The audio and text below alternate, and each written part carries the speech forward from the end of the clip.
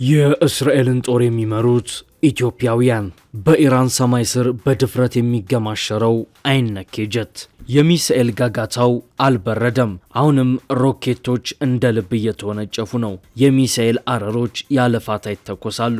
ኢራንም እስራኤልም ከባባድ የሚባሉ ድሮንና ሚሳኤሎችን እያሰማሩ ነው። የሚሳኤል ልውውጡ ወደ ሶስተኛው የዓለም ጦርነት ሊሸጋገር ይችላል በሚልም እጅጉን ተሰግቷል። ትራምፕ ካሁኑ ተኩስ አቁም ይታወጅ ሲሉ እየተማጸኑ ነው። ጦርነቱ ድንበር የመሻገር አዝማሚያ ካሳየም ከራርሟል። ከዚህ ቀደም አንድ ሁለቴ በሚሳኤል ተመታተው ወዲያው ግጭታቸው ይረግብ ነበር። አሁን ግን እንዲህ አይመስልም። ኢራን ኒውክሌር ለመታጠቅ ከጫፍ መድረሷና ኔታንያሁ በውስጥ ፖለቲካ በቅቡልነት ቀውስ ውስጥ እየማቀቁ ያሉበት ጊዜ ላይ በመሆኑ የአሁኑ ግጭት ወደ ሙሉ ጦርነት የማደግ እድሉ እጅግ ሰፊ ነው። አገራቱም ለዚህ ተራዛሚ ጦርነት እንደተዘጋጁ እየተነገረ ነው። የእስራኤል ጀቶች በልበ ሙሉነትና ድፍረት በኢራን ሰማይ ላይ እንደልባቸው እየተገማሸሩ ነው። የእስራኤል ጦር ከፍተኛ አዛዦችም ከወታደራዊ ጣቢያዎች ሆነው ቀጭን ትዕዛዝ እያሳለፉ ነው። በአሁኑ የኢራን ዘመቻ የእስራኤልን ጦር የሚመሩት ትውልደ ኢትዮጵያውያን እንደሆኑ መረጃዎች እየወጡ ነው። እስራኤል ባለፉት 15 ቀናት በኢራን ላይ እየፈጸመች ባለችው ጥቃት ሀበሾቹ የጦር መኮንኖች አስደናቂ ጀብዱን እየፈጸሙ እንደሆነ የእስራኤል ብሔራዊ ሚዲያዎችና ጋዜጦች በስፋት እየዘገቡት ነው። ውድ የአንድ አፍታ ሚዲያ ቤተሰቦች፣ ኢትዮጵያውያን ደም ያላቸው የጦር መኮንኖች የእስራኤል ድል ሚስጥር መሆናቸው በስፋት እየተዘገበ ነው። የእስራኤል ሚዲያዎችም በፊት ገጾቻቸው እነዚህን ደም ሀበሾች እያሞገሷቸውና እያሞካሿቸው ነው። እኛም ጥቂቶቹን ኢትዮጵያውያን የእስራኤል ጦር አዛዦችን እናስተዋውቃቸዋለን። ከዚህ በተጨማሪ በቴሄራን ሰማይ ላይ ደረታቸውን ነፍተው እንዳሻቸው ስለሚመላለሱት አይነኬ የእስራኤል ጄቶች በዝርዝር እንነግራችኋለን። ቪዲዮውን ላይክና ሼር በማድረግ ጥቂት ደቂቃዎችን አብራችሁ እንድትቆዩ ግብዣችን ነው። ታላቅ የምስራች! መርካቶ ላይ ሱቅ ለምትፈልጉ በሙሉ በ5.5 ሚሊዮን ብር ሙሉ ክፍያ በመሃል መርካቶ ተክለ ሃይማኖት በሚገነባው ትልቅ የገበያ ማዕከል ላይ በአንድ ዓመት ውስጥ የሚረከቡ ከ14 ካሬ ጀምሮ በፈለጉት የካሬ አማራጭ በ30% ቅድመ ክፍያ እስከ 10% የሚደርስ ታላቅ ቅናሽ ጋር ይዘንሎት ቀርበናል። ምን ይሄ ብቻ! ቀድሞ ለሚመጡ ደንበኞቻችን ሱቆን እስኪረከቡ ንግዶን የሚያላምዱበት ጊዜያዊ ሱቆች የምንሰጣችሁ ሲሆን ልብ ይበሉ፣ ከኛ ሱቆችን ሲገዙ ለተጨማሪ የጋራ መገልገያዎች ክፍያን ጠይቆትም። ለበለጠ መረጃ ስክሪኑ ላይ ባለው ስልክ ይደውሉ። ሽብርና መናውጹ በቴሄራንና በቴል አቪቭ እንደቀጠለ ነው። እንደከዚህ ቀደሙ አንድ ሁለት ጊዜ ሚሳኤል በመወራወር የሚቆም ግጭት አልሆነም። ኢራን እስራኤልን በፍጹም አቅሜ እደበድባለሁ ስትል ጥቃቷን አጠናክራ ቀጥላለች። እስራኤልም ኢራን ኑክሌር ስትታጠቅ ቆሜ አላይም በሚል ስሜት ድብደባዋን ተያይዘዋለች። ከጀርባ አሜሪካ አለች። በእርግጥ ግጭቱ ወደ ሙሉ ጦርነት ያደገም ሲሆን ነገር ግን በዚህ ጦርነት በርካታ አገራት ተስበው ዓለም ወደ አስፈሪው የሶስተኛው የዓለም ጦርነት እንዳታመ እየተሰጋ ነው። በዚህ ጦርነት እስራኤል ያሏትን ሚሳኤሎች፣ ድሮኖችና የሚሳኤል መከላከያዎቿን ሁሉ እየተጠቀመች ነው። ከዚህ ጀርባ ታዲያ ዕውቀትን ከልምድ ደርበው የተካኑ የጦር መኮንኖች አሉ። ከእነዚህ የጦር መኮንኖች መካከል ደግሞ ኢትዮጵያውያን አሉበት። በእርግጥም ከእስራኤል ሰሞንኛው ስኬታማ ድብደባና ጥቃት ጀርባ ደም ሀበሻ የጦር ጠበብቶች አሉ። እንደሚታወቀው ኢትዮጵያና እስራኤል ዘመናትን የተሻገረ የባህል የሃይማኖትና የፖለቲካ እንዲሁም የህዝብ ለህዝብ ግንኙነት አላቸው።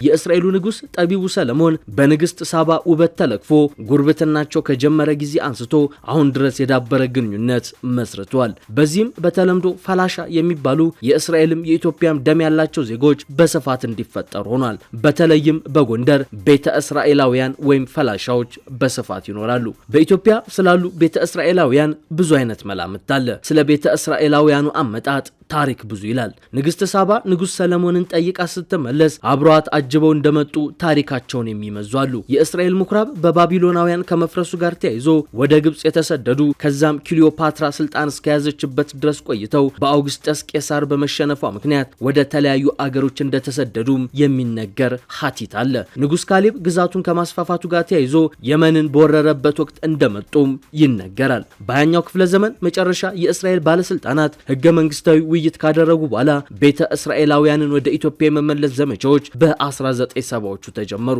በ1980ዎቹም ነዋሪነታቸውን በሱዳን ያደረጉት እንዲሁም ከአዲስ አበባ በሙሴ ኢያሱ እንዲሁም ደግሞ በሰለሞን ዘመቻዎች በእስራኤል ጸጥታ ኃይሎች በመታጀብ በሺዎች የሚቆጠሩ ሰዎች ወደ እስራኤል ተወስደዋል። በ1990 መጀመሪያዎቹ እስራኤል በርካታ ቤተ እስራኤላውያንን ከኢትዮጵያ ወደ ቴል አቪቭ አሻግራለች። ሞሳድ ለዚህ ትልቅ ኦፕሬሽንን ሰርቷል። በዚህም በእስራኤል በተለያዩ የሙያ መስኮች ውስጥ ቤተ እስራኤላውያን አውራ የሆኑ ነው።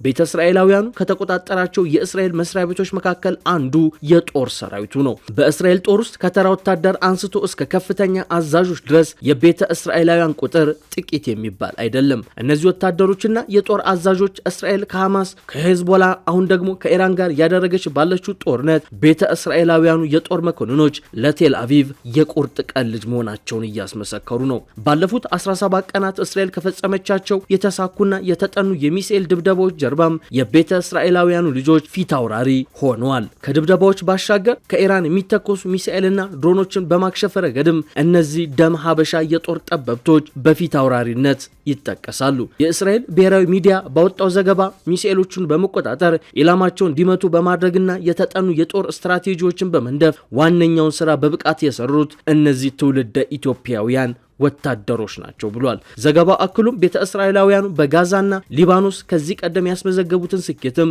በስፋት ዘርዝሯል። በተለይም ከወራቶች በፊት የእስራኤል እግረኛ ጦር በሊባኖስ ሄዝቦላ ላይ ሰፊ ዘመቻ ባደረገበት ወቅት የቤተ እስራኤላውያኑ ሚና ትልቅ እንደሆነም ዘግቧል። ለዓመታት በጎንደር አዲስ አበባና በሌሎች የኢትዮጵያ ከተሞች የኖሩት ቤተ እስራኤላውያኑ በዘመቻ መልክ ወደ እስራኤል እንዲጓጓዙ ከተደረጉ በኋላ በጦር ውስጥ ጉልህ ሚና እንዳሳዩ የጠቀሰም ሲሆን በሰሞነኛው የኢራን ዘመቻም ከጦር ስትራቴጂስትነት አንስቶ ኦፕሬሽኖችን በብቃት እስከ መወጣት የደረሰ ስራን እንደሰሩ ዘግቧል። 15ኛ ቀኑን በተሻገረው የኢራን እስራኤል ቁርቁስ ከሁለቱም ወገን የከፋ ኪሳራ እያየን ነው። ኢራን የምትተኩሳቸው አብዛኞቹ ሚሳኤሎች በንጹሃን ላይ የጎላ ጉዳት ያላደረሱ ቢሆንም የእስራኤል ጥቃቶች ግን እንደ ጋዛ ሁሉ በንጹሃን ላይ የሚያደርሱት ጉዳት እጅግ የከፋ ሆኗል። ለአብነትም ከሰሞኑ እስራኤል በኢራን ሆስፒታል ላይ የፈጸመችው ጥቃት ማሳያ ነው። ጥቃቱ ኬርማንሻ በተባለች ከተማ ውስጥ የሚገኘው ፋራቢ ሆስፒታል ላይ የተፈጸመ ነው። ኢርና የተባለው የኢራን እስላማዊ ሪፐብሊክ የዜና ወኪል በጥቃቱ በሰው ላይ ጉዳት ስለመድረሱ ያለው ነገር ባይኖርም የነፍስ አድን ሰራተኞች ወደ ሆስፒታሉ መላካቸውን ግን ዘግቧል። የኢራን የውጭ ጉዳይ ሚኒስቴር ቃል አቀባይ ኢስማኤል ባጌል ስለ ጥቃቱ ሲናገሩ በሆስፒታሉ ላይ ለተፈጸመው ጥቃት ከባድ የዓለም አቀፍ ሕግ ጥሰትና የጦር ወንጀል ነው ሲሉ ከሰዋል። ከሌሊቱ የኢራን ከባድ የሚሳኤል ድብደባ በኋላ እስራኤል ከባባድ ጥቃቶችን እንደምትፈጽም ዝታለች። አሁንም እየፈጸመች ነው። ድሮኖቿ፣ የጦር ጄቶቿና ሰላዮቿ አሁንም በኢራን ግዛት ስር ያለ ከልካይ እንደሚገኙም ተናግራለች። በተለይም የእስራኤሉ ኤፍ-15 ተምዘግዛጊና ተወርዋሪ የጦር ጄት ልበ ሙሉነት በኢራን ሰማይ ስር እየተገማሸረ ነው። ይህ ተምዘግዛጊ የጦር ጄት እስራኤል አሉኝ ከምትላቸውና ለክፉ ቀን በሚል ከተዘጋጁ ጄቶች መካከል ነው። ጄቱ አሜሪካ ሰራሽ ሲሆን ጄቶቹ በሚሸከሙት ክብደት፣ በሚያካልሉት ርቀትና በፍጥነታቸው የዘመኑ የመጨረሻ ቴክኖሎጂ ውጤት ናቸው።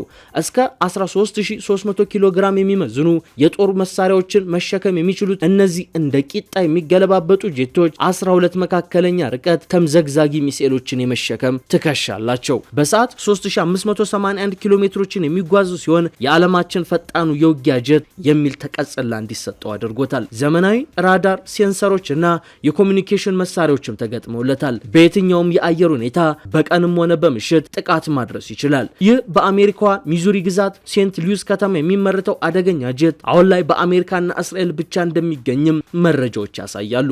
ይህ ኤፍ-15 ተምዘግዛጊና ተወርዋሪ የጦር ጄት በአሁኑ ወቅት በኢራን ሰማይ ስር እንዳሻው እየተመላለሰና እየተገማሸረም ነው። ኢራን እስካሁን ድረስ ይህን ጄት መታመጣል አቅቷታል። እስራኤል በቀጣይ ላቀደችው የበቀል ሰይፍም ይህንን አስፈሪ የጦር ጄት እንደምትጠቀም እየተነገረ ሲሆን ኢራን ጄቱን መቋቋም ትችላለች ወይ የሚለው ግን በበርካቶች ዘንድ በጥርጣሬ መልክ እየተነሳ ያለ ጉዳይ ነው።